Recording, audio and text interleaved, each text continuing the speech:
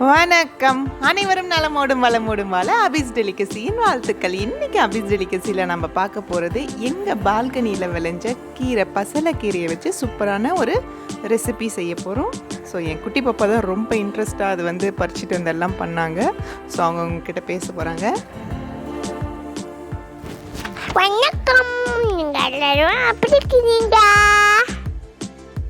நல்லா இருக்குதா? நம்ம கீரை செய்யலாமா? நம்ம செடியில் இருக்கிற செடியை பிடிச்சிக்கலாம்.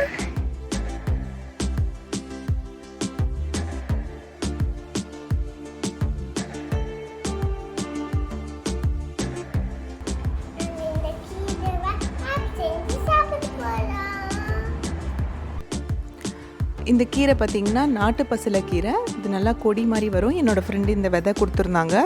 லாக்டவுன் டைமில் தான் பார்த்திங்கன்னா நான் வாட்டர் கேனை வந்து கட் பண்ணிவிட்டு அந்த டைமில் போட்டிருந்தேன். ரொம்ப சூப்பராகவே வளர்ந்துருந்தது. இன்றைக்கி பார்த்திங்கன்னா கீரை நிறையா இருக்குது. கம்மியாக இருக்கிற டைமில் பருப்போடு சேர்ந்து கடைஞ்சி செய்வோம். இப்போ வந்து வெறும் கீரை நிறையா இருக்கிறதுனால கீரையை மட்டும் வச்சு இப்போ வந்து ஒரு மசியல் மாதிரி செய்ய போகிறோம். இந்த கீரையெல்லாம் குட்டி பாப்பா தான் பறிச்சுட்டு வந்து அவங்க தான் ஒன்று ஒன்றா பாருங்கள் நல்லா க்ளீன் பண்ணி எல்லாம் கொடுத்துட்ருந்தாங்க. ஒன்று ஒன்றா பிரித்து ரொம்ப இன்ட்ரெஸ்ட்டாக வந்து கூடவே நின்று செஞ்சிட்ருந்தா. இந்த பால்கனியில் ஏதாவது விளையிறதை எடுத்து நம்ம செய்யும் போது அவங்களுக்கு ரொம்ப ஹாப்பியாக இருக்கும் பசங்களுக்கு. ஸோ அதனால் அவளே வந்து செஞ்சிட்ருந்தா. இந்த மாதிரி கீரையெல்லாம் பறிச்சுட்டு நல்லா வாஷ் பண்ணி எடுத்துக்கலாம்.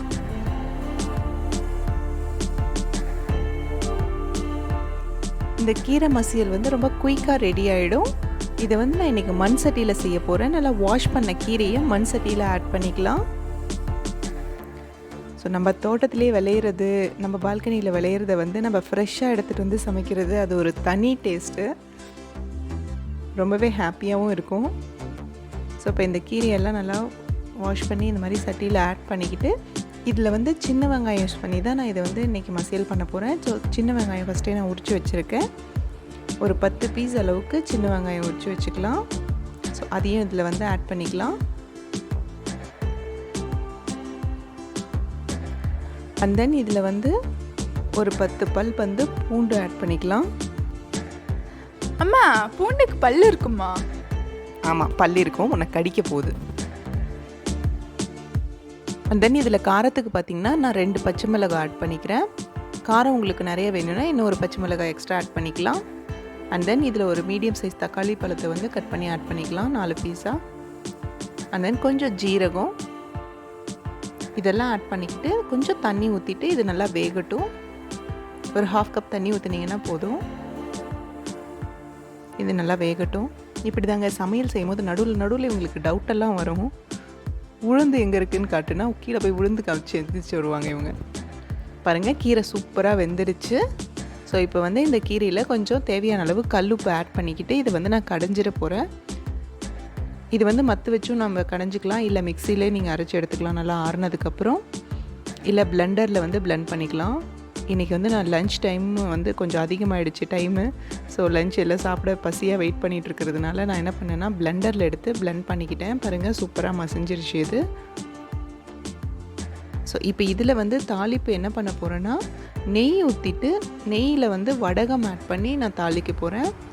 இந்த கீரையில் நெய்யும் வடகமும் தாளித்து ஆட் பண்ணும்போது அந்த ஃப்ளேவர் டேஸ்ட்டு ரொம்பவே சூப்பராக இருக்கும். இந்த வடகம் வந்து வெள்ளை வெங்காயம், அதாவது ஒயிட் ஆனியன் இருக்குது இல்லைங்களா, அதை வச்சு நான் செஞ்ச வடகம்.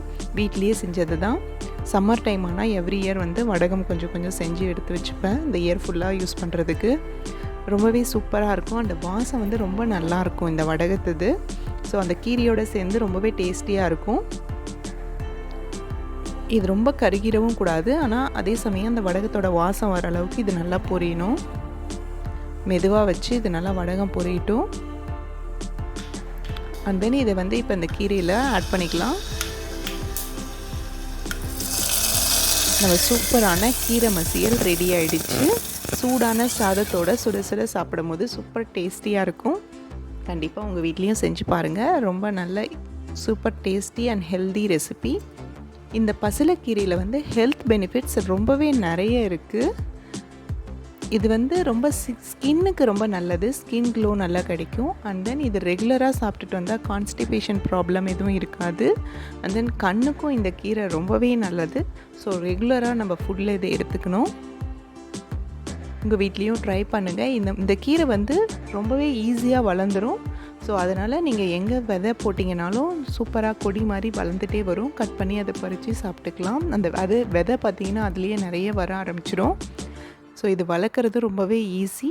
அண்ட் தென் இது வந்து சம்மர் டைமில் ரொம்பவே சாப்பிட்லாம். ஏன்னா அது வந்து உடம்புக்கு குளிர்ச்சியை கொடுக்கும்.